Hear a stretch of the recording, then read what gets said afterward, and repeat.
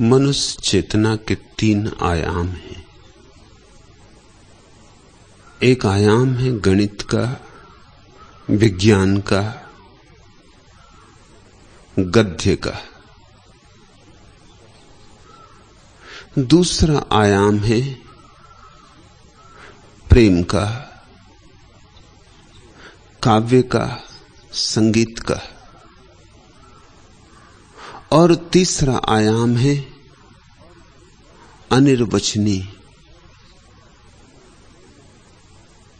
न उसे गद्य में कहा जा सकता, न पद्य में।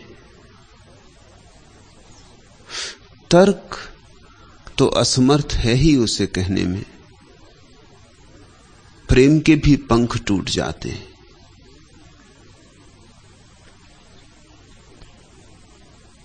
बुद्धि तो छू ही नहीं पाती उसे। हृदय भी पहुंचते पहुंचते रह जाता है।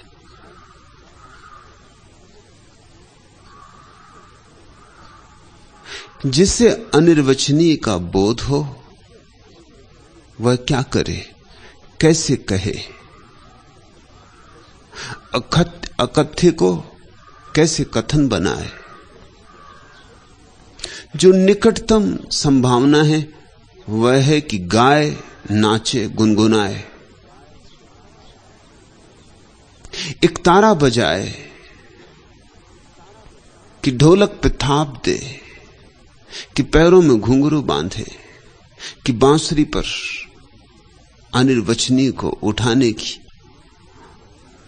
असफल चेष्टा करे। इसलिए संतों ने गीतों में अभिव्यक्ति की है। नहीं कि वे कवि थे, बल्कि इसलिए कि कविता करीब मालूम पड़ती है। शायद जो गद्य में न कहा जा सके, पद्य में उसकी झलक आ जाए। जो व्याकरण में न बंधता हो वह शायद संगीत में थोड़ा सा आभास दे जाए। इसे स्मरण रखना। संतों को कवि ही समझ लिया तो भूल हो जाएगी। संतों ने काव्य में कुछ कहा है जो काव्य के भी अतीत है, जिसे कहा ही नहीं जा सकता। निश्चित ही गद्य की बजाय पद्य को संतों ने चुना, क्योंकि गद्य और भी दूर पड़ जाता है, गणित और भी दूर पड़ जाता है। काव्य चुना क्योंकि काव्य मध्य में है। एक तरफ व्याख्य विज्ञान का लोक है, दूसरी तरफ अव्याख्य धर्म का जगत है, और काव्य दोनों के मध्य की कड़ी है। शायद इस मध्य की कड़ी से किसी के हृदय की वीणा बज उठे। इसलिए संतों ने गीत गाए। गीत गाने को नहीं गाए, तुम्हारे भीतर सोए गीत को जगाने को गाए। उनकी भाषा पर मत जाना, उनके भाव पर जाना। भाषा तो उनकी अटपटी होगी। जरूरी भी नहीं कि संत सभी पढ़े लिखे थे। बहुत तो उनमें गैर पढ़े लिखे थे। लेकिन पढ़े लिखे होने से सत्य का कोई संबंध भी नहीं है। गैर पढ़े लिखे होने से कोई बाधा भी नहीं है। परमात्मा दोनों को समान रूप से उपलब्ध है। सच तो यह है, पढ़े लिखे को शायद थोड़ी बाधा हो, उसका पढ़ा लिखापन ही अवरोध बन जाए। गैर पढ़ा लिखा थोड़ा ज्यादा बोला, थोड़ा ज्यादा निर्दोष, उसके निर्दोष चित्त में, उसके भोले हृदय में सरलता से प्रतिबिंब बन सकता है। कम होगा विकृत प्रतिबिंब, क्योंकि विकृत करने वाला तर्क मौजूद ना होगा। झलक ज्यादा अनुकूल होगी सत्य के, क्योंकि विचारों का जाल ना होगा जो झलक को अस्त व्यस्त करे। सीधा सीधा सत्य झलकेगा, क्योंकि दर्पण पर कोई शिक्षा की धूल नहीं होगी।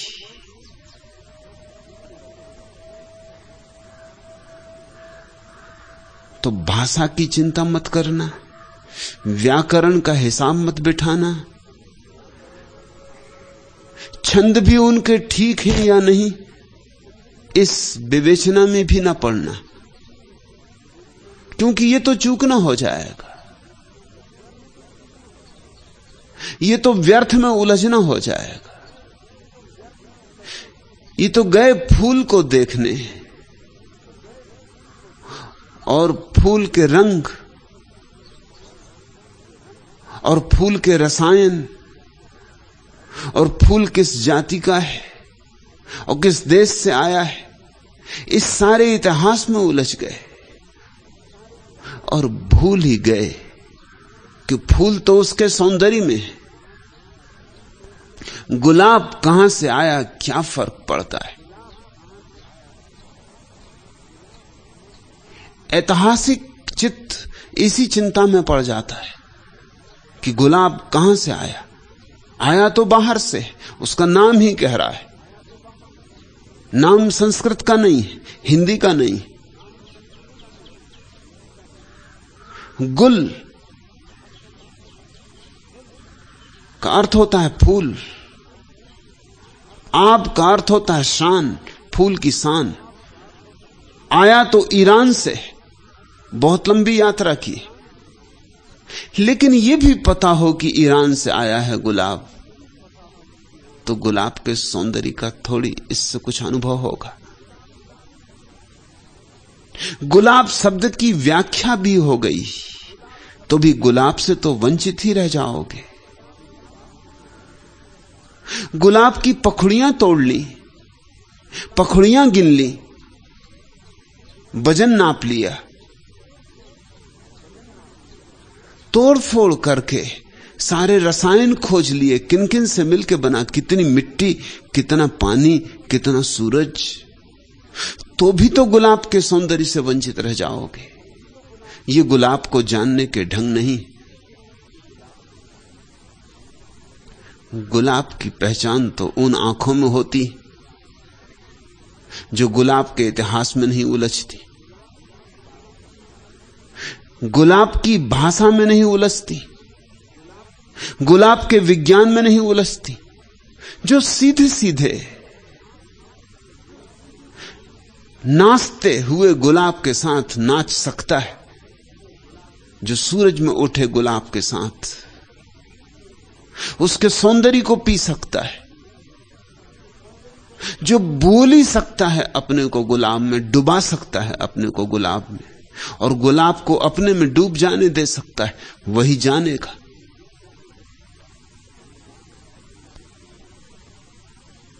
संतों के वचन गुलाब के फूल हैं। विज्ञान, गणित, तर्क और भाषा की कसौटी पर उन्हें मत कसना, नहीं तो अन्याय होगा। वे तो वंदनाएं हैं, अर्चनाएं हैं, प्रार्थनाएं हैं। वे तो आकाश की तरफ उठी हुई आंखें हैं। वे सब पृथ्वी की आकांक्षाएं हैं, चांद तारों को छू लेने के लिए। उस अभीप्सा को पहचानना, वह अभीप्सा समझ में आने लगे तो संतों का हृदय तुम्हारे सामने खुलेगा। उस संतों के हृदय में द्वार है परमात्मा का। तुम्हारे सब मंदिर मस्जिद, तुम्हारे गुरुद्वारे, तुम्हारे गिरजे परमात्मा के द्वार नहीं, लेकिन संतों के हृदय में निश्चित द्वार है। जीसस के हृदय को समझो तो द्वार मिल जाएगा। चर्च में नहीं, मोहम्मद के प्राणों को पहचान लो तो द्वार मिल जाएगा, मस्जिद में नहीं। ऐसे ही एक अद्भुत संत दरिया के वचनों में हम आज उतरते, फूलों की तरह लेना,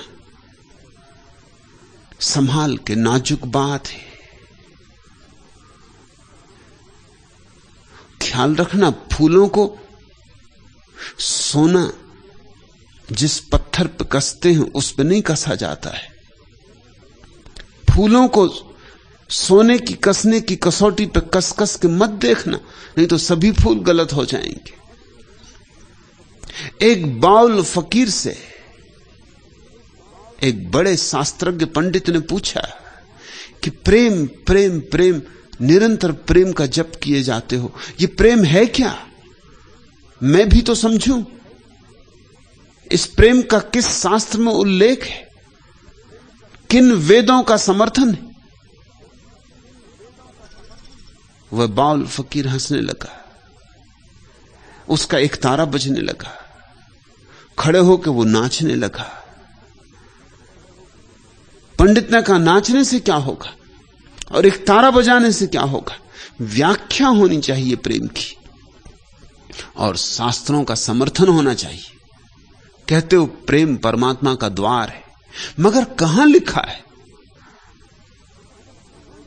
और नाचो मत, बोलो, एक तारा बंद करो, बैठो। तुम मुझे धोखे में न डाल सकोगे। औरों को धोखे में डाल देते हो एक तारा बजा के, नाच के, औरों को लुभा लेते हो, मुझको ना लुभा सकोगे। उस बाउल फकीर ने फिर भी एक गीत गाया। उस बाउल फकीर ने कहा, गीतों के सिवाय हमारे पास कुछ और है नहीं। यही गीत हमारे वेद, यही गीत हमारे उपनिषद, यही गीत हमारे कुरान। क्षमा करें, नाचूंगा, एक तारा बजाऊंगा, गीत गाऊंगा, यही हमारी व्याख्या है। अगर समझ में आ जाए तो आ जाए, न समझ में आए दुर्भाग्य तुम्हारा। पर हमसे और कोई व्याख्या न पूछो, और कोई उसकी व्याख्या है ही नहीं। और जो गीत उसने गाया वो बड़ा प्यारा था। गीत का अर्थ था, एक बार एक सुनार एक माली के पास आया और कहा कि तेरे फूलों की बड़ी प्रशंसा सुनी, तो मैं आज कसने आया हूं कि फूल सच्चे हैं, असली हैं या नकली हैं। मैं अपने सोने के कसने के पत्थर को ले आया हूं। और वह सुनार उस गरीब माली के गुलाबों को पत्थर पर कस कस के फेंकने लगा कि सब झूठे, कोई सच्चे नहीं।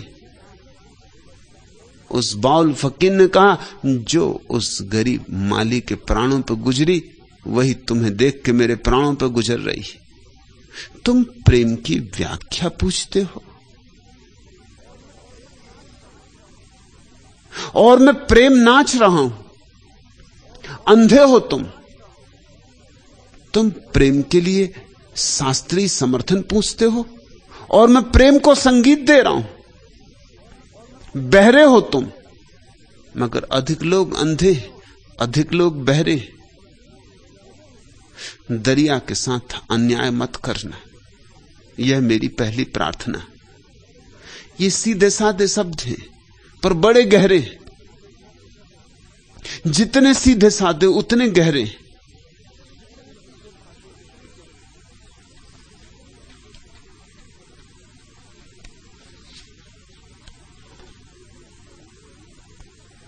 नहीं पूरी पड़ी सारी दिशाएं एक अंजलि को, अधूरी रह गई मेरी विधा एकांत पूजन की।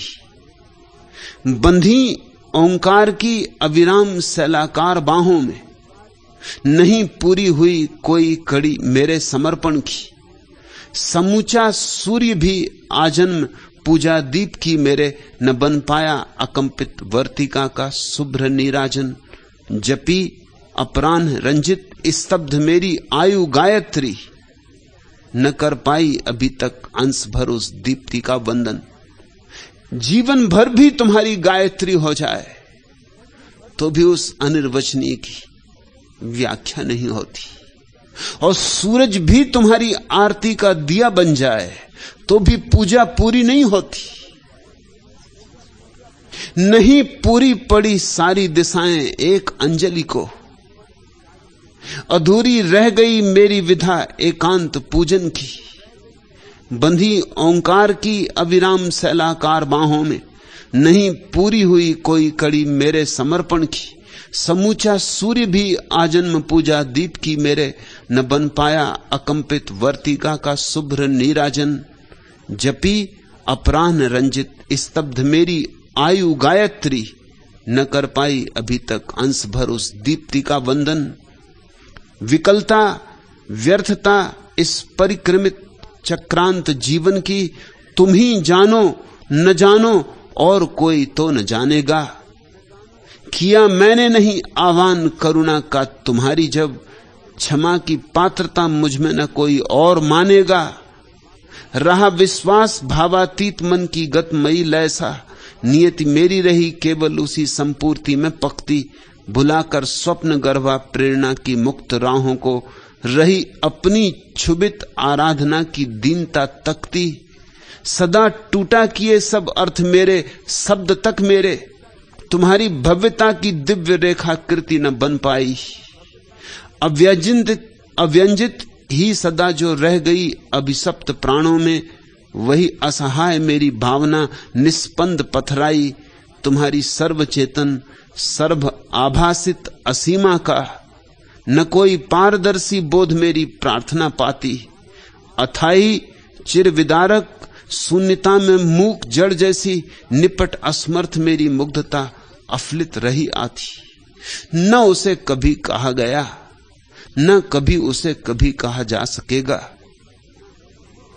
फिर भी बड़ी करुणा है संतों की कि अकथ्य को कथ्य बनाने की चेष्टा की है, जानते हुए, भली भांति जानते हुए कि नहीं ये हुआ है, नहीं ये हो सकेगा, लेकिन फिर भी शायद कोई आतुर प्राण प्यास से भर उठे, शायद कोई सोई आत्मा पुकार से जग जाए। जानते हैं हम भली भांति, सदा टूटा किए सब अर्थ मेरे शब्द तक मेरे, तुम्हारी भव्यता की दिव्य रेखा कृति न बन पाई। कौन बना पाया है परमात्मा के उस रूप को? कौन बांध पाया है रंगों में, शब्दों में? कोई रेखाकृति आज तक बन नहीं पाई। भुलाकर स्वप्न गर्भा प्रेरणा की मुक्त राहों को, रही अपनी क्षुभित आराधना की दीनता तकती। भक्त जानता है अपनी असमर्थता को, संत पहचानता है अपनी दीनता को।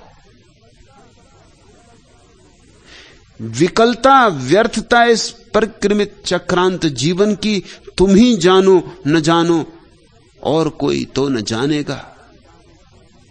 और परमात्मा ही पहचानता है भक्त की असमर्थता, और परमात्मा ही पहचानता है भक्त की अथक चेष्टा। नहीं जो कहा जा सकता उसे कहने की, नहीं जो जताया जा सकता उसे जताने की, नहीं जो बताया जा सकता उसे बताने की।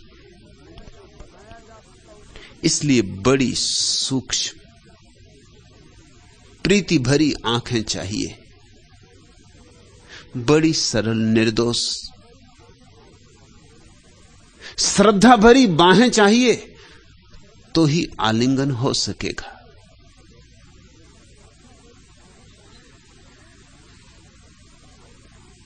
नमो नमो हरि गुरु नमो, नमो नमो सब संत जन दरिया बंदन करे, नमो नमो भगवंत।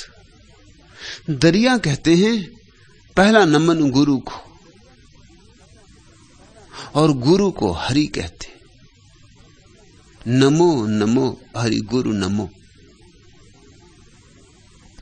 यह दोनों अर्थों में सही है। पहला अर्थ कि गुरु भगवान है, और दूसरा अर्थ कि भगवान ही गुरु है। गुरु से जो बोल जाता है वह वही है जिसे तुम खोजने चले हो। वह तुम्हारे भीतर भी बैठा है, उतना ही जितना गुरु के भीतर, लेकिन तुम्हें अभी बोध नहीं, तुम्हें अभी उसकी पहचान नहीं। गुरु के दर्पण में अपनी छवि को देखकर पहचान हो जाएगी। गुरु तुमसे वही कहता है जो तुम्हारे भीतर बैठा हरि भी तुमसे कहना चाहता है, मगर तुम सुनते नहीं। भीतर की नहीं सुनते तो शायद बाहर की सुन लो। बाहर की तुम्हारी आदत है, तुम्हारे कान बाहर की सुनने से परिचित है, तुम्हारी आंखें बाहर को देखने में निष्णात है। भीतर तो क्या देखोगे? भीतर तो आंख कैसे मोड़ें ये कला ही नहीं आती, और भीतर तो कैसे सुनोगे? इतना शोरगुल है सिर का, मस्तिष्क का, कि वह धीमी धीमी आवाज कहीं न मालूम कहां खो जाएगी। बोलता तो तुम्हारे भीतर भी हरि है, लेकिन पहले तुम्हें बाहर के हरि को सुनना पड़े, थोड़ी पहचान होने लगे, थोड़ा संगसांत होने लगे, थोड़ा रस उभरने लगे, तो जो बाहर तुमने सुना है एक दिन वही भीतर तुम्हें सुनाई पड़ जाएगा। चूंकि गुरु केवल वही कहता है जो तुम्हारे भीतर की अंतरात्मा कहना चाहती, इसलिए गुरु को हरि कहा, और इसलिए हरि को गुरु कहा है। नमो नमो हरि गुरु नमो। दरिया कहते नमन करता हूं, बार बार नमन करता हूं। नमन का अर्थ इतना ही नहीं होता कि किसी के चरणों में सिर झुका देना। नमन का अर्थ होता है किसी के चरणों में अपने को चढ़ा देना। ये सिर झुकाने की बात नहीं, ये अहंकार विसर्जित कर देने की बात है। नमो नमो सब संत। और जिस दिन समझ में आ जाती है बात, उस दिन बड़ी हैरानी होती कि सभी संत यही कहते थे। कितने भेदभाव माने थे, कितने विवाद थे, कितने वितंडा, कितने शास्त्रार्थ। पंडित जूझ रहे, मल्ल युद्ध में लगे। हिंदू मुसलमान से जूझ रहा है, मुसलमान ईसाई से जूझ रहा है, ईसाई जैन से जूझ रहा है, जैन बौद्ध से जूझ रहा है। सब गुत्थम गुत्था एक दूसरे से जूझ रहे हैं, बिना इस सीधी सी बात को जाने कि जो महावीर ने कहा है उसमें और जो मोहम्मद ने कहा है उसमें रत्ती भर भेद नहीं है, भेद हो नहीं सकता। सत्य एक है। उस सत्य को जान लेने वाले को ही हम संत कहते। जो सत्य से एक हो गया उसी को संत कहते। तो जिस दिन तुम्हें समझ में आ जाएगी बात, तो तुम बाहर के गुरु में भगवान को देख सकोगे, भीतर के भगवान में गुरु को देख सकोगे, और सारे संतों में बेशर्त फिर ये भेद ना करोगे कौन अपना कौन पराया। सारे संतों में भी उसी एक अनुगूंज को सुन सकोगे। कितनी ही हो वीणाएं, संगीत एक है, और कितने ही हो दीप, प्रकाश एक है, और कितने ही फूल, सौंदर्य एक है।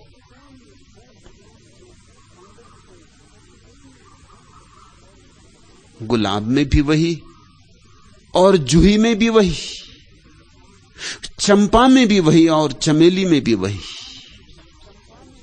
सौंदर्य एक है, अभिव्यक्तियां भिन्न। निश्चित ही कुरान की आयतें अपना ही ढंग रखती, अपनी शैली है उनकी, अपना सौंदर्य है उनका। समझो कि जूही के फूल, और उपनिषद के वचन, उनका सौंदर्य अपना है, अनूठा है। समझो कि चंपा के फूल, और बाइबल के उद्धरण, समझो कि गुलाब के फूल। पर सब फूल हैं और सब में जो फूला है वह एक है। वही सौंदर्य कहीं सफेद है और कहीं लाल है और कहीं सोना हो गया है। नमो नमो हरि गुरु नमो, नमो नमो सब संत।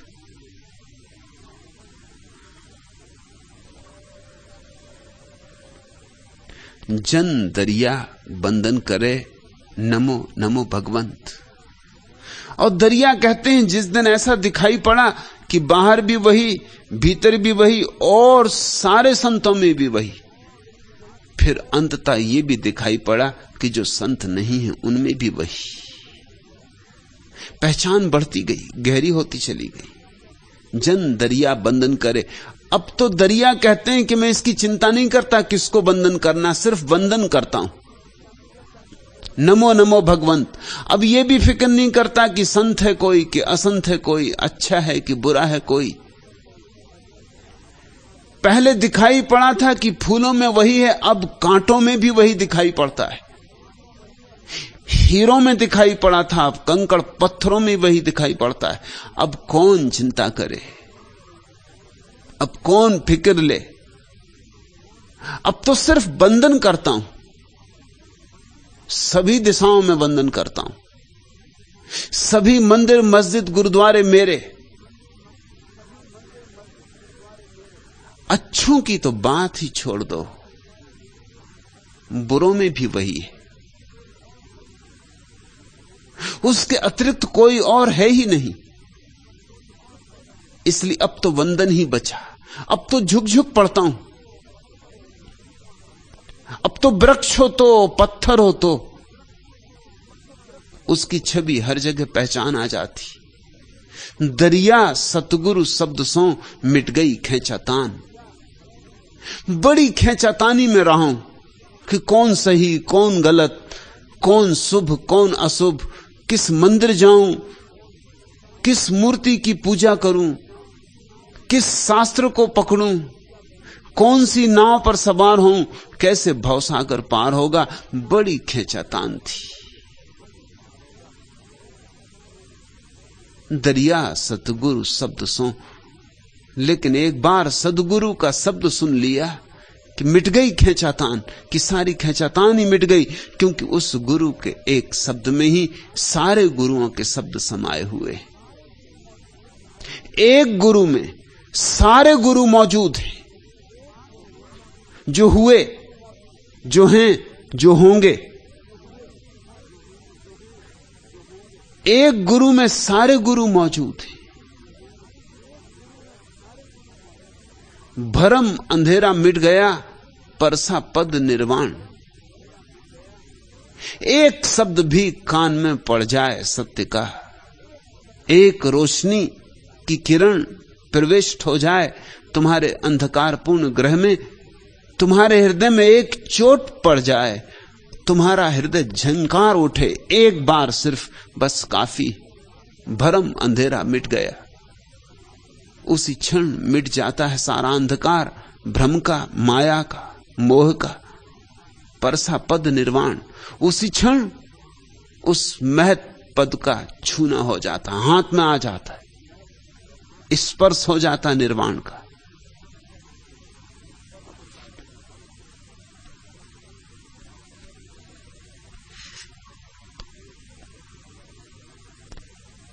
कल के नीरस शब्दों में करनी है बात आज की, अभिव्यक्ति भावना अपनी भाषा में समाज की। है विवश किंतु कर देता कवि को उसका ही स्वर। माना कहना है कठिन किंतु है मौन कठिनतर। कविता साधन ही नहीं, साधना साध्य सभी कुछ। मंदिर, वंदना, प्रसाद और आराध्य सभी कुछ। भ्रम है कहना निर्माण किया कविता का कवि ने। रचना की थी या जगा दिया कमलों को रवि ने। यह दूर हटा दो शब्दकोश, है व्यर्थ खोजना इस मुद्रित पुस्तक में। यह जागृत शब्द योजना मेरी कविता का आस है तुम इस क्षण से पूछो, सुन सको प्रतिध्वनि मन में यदि तो मन से पूछो, मिल सकता तुमसे यदि मैं इतनी दूर न होता, शब्दों का आश्रय लेने पे मजबूर न होता, सांसों में साकार स्वयं बन जाती कविता, तुम सुनते मेरी बात स्वयं बन जाती कविता।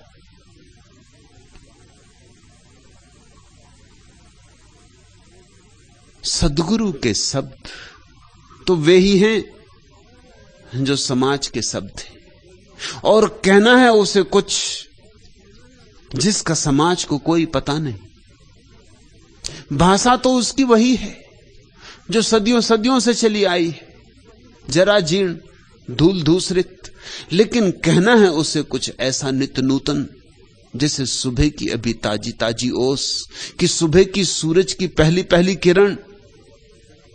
पुराने शब्द बांसे सड़े गले, सदियों सदियों चले थके मांदे, उनमें उसे डालना है प्राण, उसमें उसे भरना है उस सत्य को जो अभी अभी उसने जाना और जो सदा नया है और जो कभी पुराना नहीं पड़ता। कल के नीरस शब्दों में करनी है बात आज की, अभिव्यक्ति भावना अपनी भाषा में समाज की। है विवश किंतु कर देता कवि को उसका ही स्वर, लेकिन कहना तो होगा ही। है विवश किंतु कर देता कवि को उसका ही स्वर, माना कहना है कठिन किंतु है मौन कठिनतर। कहना कठिन है लेकिन मौन चुप रह जाना और भी कठिन है। जिसने जाना है उसे कहना ही होगा, सुने कोई सुने, न सुने कोई न सुने, उसे कहना ही होगा। उसे अंधों के सामने दिए जलाने होंगे, उसे बहरों के पास बैठ के वीणा बजानी होगी। मगर 100 में कोई एक आध आंख खोल लेता और 100 में कोई एक आध पी जाता है उस संगीत को, पर उतना काफी, उतना बहुत है। और ऐसा मत सोचना कि ये जो शब्द संतों से उतरते हैं संतों के, संत तो केवल माध्यम है। कविता साधन ही नहीं, साधना साध्य सभी कुछ। मंदिर वंदना प्रसाद और आराध्य सभी कुछ। भ्रम है कहना निर्माण किया कविता का कवि ने, रचना की थी या जगा दिया कमलों को रवि ने। सुबह जब सूरज उगता है तो क्या कमलों की रचना करता है? कमल तो थे ही, सिर्फ सूरज के उगने से जाग जाते। सारा अस्तित्व काव्य से भरपूर है। कविता बहती है नदियों में, कविता हरी है वृक्षों में, कविता झकोरे ले रही सागरों में। कविता ही कविता है। सारा अस्तित्व उपनिषद है, कुरान है, मगर सोया पड़ा है। किसी सद्गुरु की चोट से कमल खिल जाता है। और धन्य भागी हैं वे जो शब्दों में नहीं उलझते और शब्दों में छिपे हुए निशब्द को पकड़ लेते, जो पंक्तियों के बीच पढ़ना जानते, जो शब्दों के बीच झांकना जानते। तो फिर एक शब्द भी काफी हो जाता है। दरिया सतगुरु शब्द सो, मिट गई खेंचातान, भरम अंधेरा मिट गया, परसा पद निर्वाण। छू लिया परमात्मा को, स्पर्श हो गया। दूरी नहीं है तुम में और परमात्मा में, अभी छू सकते हो, यहीं छू सकते हो। पर कान खोलो, आंख खोलो, चेतना का कमल खिलने दो। सोता था बहुजन्म का सतगुरु दिया जगाए, जन दरिया गुरु शब्द सो सब दुख गए बिलाए। कुछ और नहीं किया गुरु ने, सोए को जगा दिया, सोए को झकझोर दिया। छिपा तो सबके भीतर वही है। चाहिए कि कोई तुम्हें झकझोर दे, लेकिन तुम तो जाते भी हो मंदिर और मस्जिद तो सांत्वना की तलाश करने जाते हो, सत्य की तलाश करने नहीं। तुम तो जाते भी हो संतों के पास तो चाहते हो थोड़ी सी मीठी मीठी बातें कि तुम और सफलता से सपने देख सको। तुम जाते भी हो तो आशीष मांगने जाते हो कि तुम्हारे सपने पूरे हो जाएं।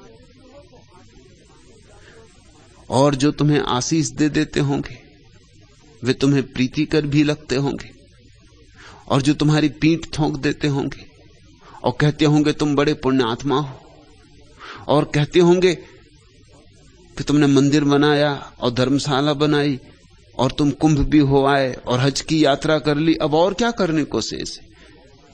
परमात्मा तुमसे प्रसन्न है, तुम्हारा स्वर्ग निश्चित है।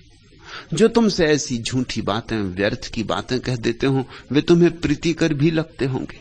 झूठ अक्सर मीठे होते। एक तो झूठ है तो अगर कड़वे हो तो कौन स्वीकार करेगा। झूठ पर मिठास चढ़ानी पड़ती, सांत्वना की मिठास। सत्य कड़वे होते क्योंकि सत्य तुम्हें सांत्वना नहीं देते बल्कि तुम्हें जगाते। और हो सकता है कि तुम अपनी नींद में बड़े प्यारे सपने देख रहे हो तो जगाने वाला दुश्मन मालूम पड़े। सद्गुरु सदा ही कठोर मालूम पड़ेगा।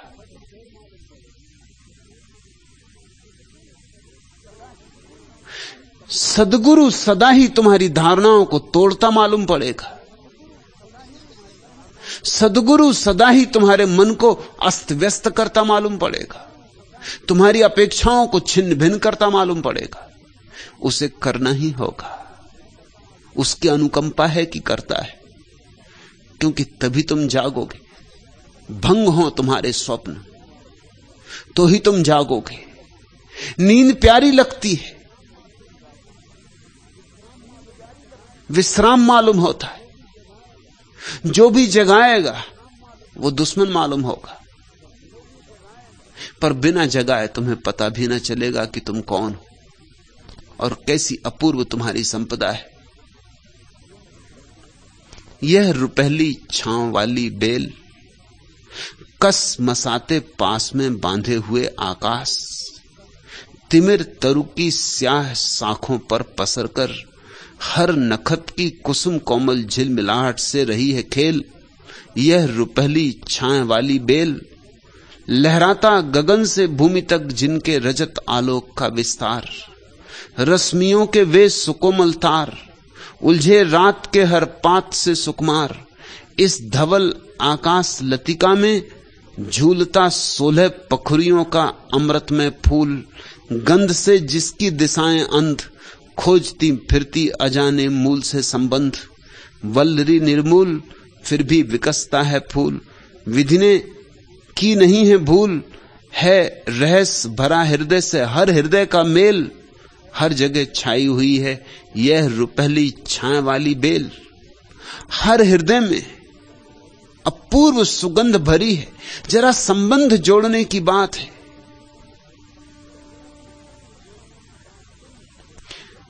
तुम कस्तूरी मृग हो, कस्तूरा हो, भागते फिरते खोजते फिरते दूर दूर, और जिस गंध की तलाश कर रहे हो वह गंध तुम्हारे भीतर से ही उठ रही।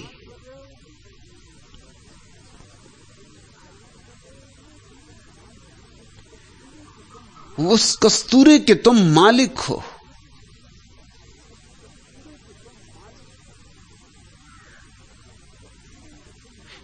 कस्तूरी कुंडल बसे, तुम्हारे भीतर बसी है। कोई जगाए, कोई हिलाए, कोई तुम्हें सचेत करे। और जो भी तुम्हें सचेत करेगा वह तुम्हें नाराज करेगा। इतना स्मरण रहे तो सतगुरु मिल जाएगा। इतना बोध रहे कि जो तुम्हें जगाएगा वह तुम्हें जरूर नाराज करेगा,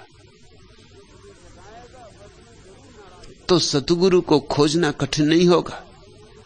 जो तुम्हें सांत्वना देते हो और तुम्हारे घावों को मलम पट्टी करते हो और तुम्हारे अंधेरे को छिपाते हो और तुम्हारे ऊपर रंग पोत देते हो, उनसे सावधान रहना। सांत्वना जहां से मिलती हो समझ लेना कि वहां सद्गुरु नहीं है। सद्गुरु तो झकझोरेगा, उखाड़ देगा वहां से जहां तुम हो, क्योंकि नई तुम्हें भूमि देनी और नया तुम्हें आकाश देना है। सोता था बहु जन्म का, सतगुरु दिया जगाए। जन दरिया गुरु शब्द सो, सब दुख गए बिलाए। और दरिया कहते हैं मैं चमत्कृत हूं कि जागते ही सारे दुख विलीन हो गए। मैं तो सोचता था एक एक दुख का इलाज करना होगा। क्रोध है तो इलाज करना होगा, लोभ है तो इलाज करना होगा, मोह है तो इलाज करना होगा, अहंकार है, यह है वह है, हजार रोग हैं, व्याधियां ही व्याधियां हैं। इतनी व्याधियों के लिए इतनी ही औषधियां खोजनी होंगी, लेकिन बस एक औषधि और सारी व्याधियां मिट गई। क्योंकि जितने रोग हैं वे सिर्फ हमारे स्वप्न हैं, उनकी कोई सच्चाई नहीं। पापी पाप का स्वप्न देख रहा है, पुण्यात्मा पुण्य का स्वप्न देख रहा है। जागा हुआ ना तो पापी होता है ना पुण्यात्मा होता है। जागा हुआ तो सिर्फ जागा हुआ होता है, उसका कोई स्वप्न नहीं होता। चोर चोर होने का स्वप्न देख रहा है और तुम्हारे तथाकथित साधु साधु होने का सपना देख रहे हैं। जागा हुआ ना तो असाधु होता ना साधु होता, बस जागा हुआ होता है। और जागते ही सारे रोग मिट जाते। एक समाधि सारी व्याधियों को ले जाती।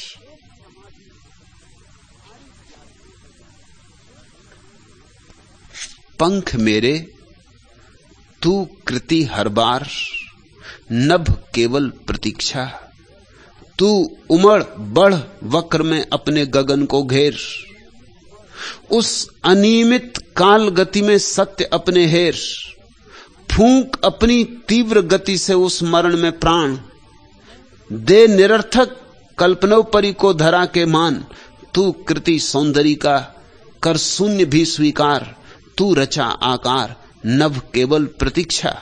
उठ नए विश्वास से बंजर धरा को गोड़। बधिर नभ के मौन को किलकारियों से फोड़। ज्योति के निःशब्द तारों में गुंजा दे गान। जिस तरफ उड़ जाए तू खिल जाए वह वीरान। तू कृति है गीत का कर मौन भी स्वीकार। गा बहा रसधार नभ केवल प्रतीक्षा। ये तुले डैने अप्रतिहत व्योम में छा जाएं। मर्म लघु के संतुलन में व्रत के पा जाएं। उधर विघ्नों की चुनौती इधर हठ निर्माण। फहर अंबर चीरकर ओ धरा के अभिमान। तू कृति है राह का कर अगम भी स्वीकार। फैल पारावार नभ केवल प्रतीक्षा।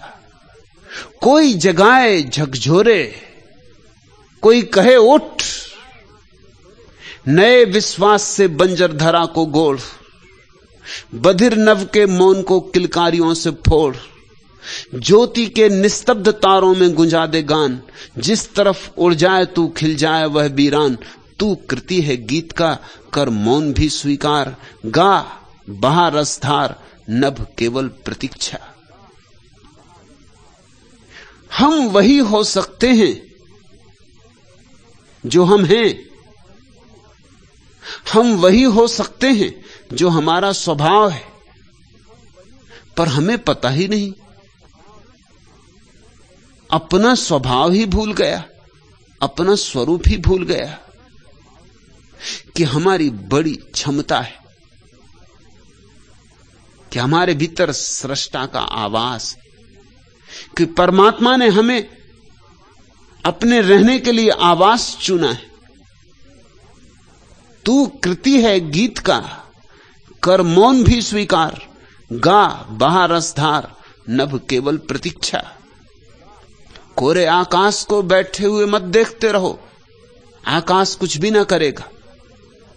हाथ जोड़े हुए मंदिरों में प्रार्थनाएं मत करते रहो, इससे कुछ भी ना होगा। नभ केवल प्रतीक्षा। आकाश तो शून्य है, इसमें तुम्हें जागना होगा, निर्माण करना होगा, स्वयं को निखारना होगा, स्वयं की धूल झाड़नी होगी।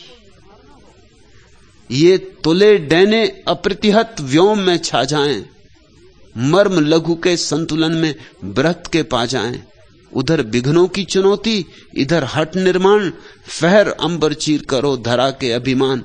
तू कृति है राह का, कर अगम भी स्वीकार, फैल पारावार, नभ केवल प्रतीक्षा। कौन होगा जो ऐसा तुमसे कहे? वही जिसने फैलाए हों अपने पंख और जिसने आकाश की ऊंचाइयां जानी, वही जिसने डुबकी मारी हो प्रशांतों में और गहराइयां पहचानी हो, वही जिसके भीतर फूल खिले हो, जिसके भीतर मौन जगा हो, जिसने अपने भीतर परमात्मा को आलिंगन किया हो, वही तुम्हें भी जगा सकता है। लेकिन तुम पंडितों पुरोहितों के पास चक्कर लगा रहे, न वे जगे हैं न वे जगा सकते।